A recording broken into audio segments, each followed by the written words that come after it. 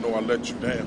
When convicted murderer Damien Wesley was taken to jail, accused of ending a young life while on parole, he spoke of failing the system. But what about the system failing? They let me out of prison to show that this could work. But it didn't work, despite the Ohio Parole Board's belief in June of last year that Wesley had, quote, made an acceptable institutional adjustment and had an appropriate release plan. 6 months after being released from prison, he was charged with murder in the death of his former girlfriend's daughter. She always had a smile on her face. She wasn't no child to stay sad or dead, down in the dumps or anything like that. When Wesley became a murder suspect in February, we sought answers from the parole board and got this statement, quote, the parole board is monitoring the situation closely and, of course, expects serious crimes like this are fully investigated and those responsible are prosecuted to the fullest extent of the law. Montgomery County Prosecutor Matt Heck, who decided to seek the death penalty against Wesley,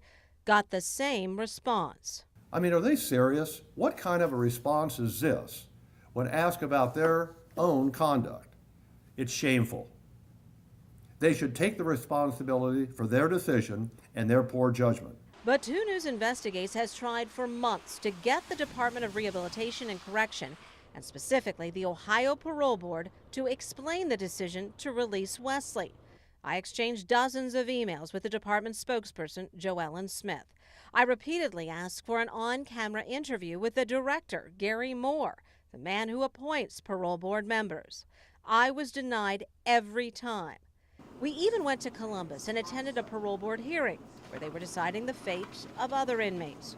Members were escorted in and out of the room with no opportunity for us to ask questions. Please remain seated as the board exits the room. And after the hearing, we tried again to see the director of the DRC. She said he's not going to talk with me, but I'm here and I wanted to give him another opportunity. Okay, yeah, he's not here today. Parole board member Tracy Thalheimer of Dayton, who was present during Wesley's hearing, was willing to talk with me as long as Joellen Smith gave the okay.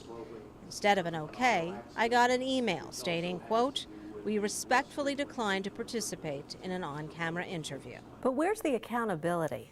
Pam, to be honest, there really is no accountability. Wright State professor Karen Lom has been researching Ohio prisons for 12 years. When we have sensationalized cases like Damien Wesley here, they have to live with that decision. But don't we have a right to know how they came to the decision? Absolutely, I think we should. He had only served 18 years of a sentence with a range of 15 to life. The DRC says it costs taxpayers about $65 a day per inmate, and there are tens of thousands of them in Ohio.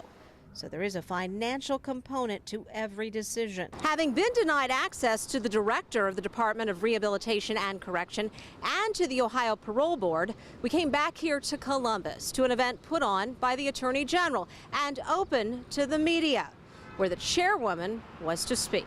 I wasn't prepared for an interview, so maybe some other time. Parole board votes and materials used in making decisions are not public record, and the DRC says there are no transcripts of hearings.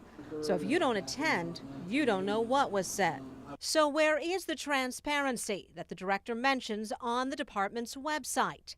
I asked State Senator Jim Hughes, who serves on the Criminal Justice Committee, and who was just awarded for his work on victims' rights legislation. Is there transparency when we talk about the parole board and the Department of Rehabilitation and Correction? I think the jury's out on that yet, so I think we're going to have to kind of wait and see on that. Okay, but you'll be watching. Yes, I will be, very much so. And we will be too.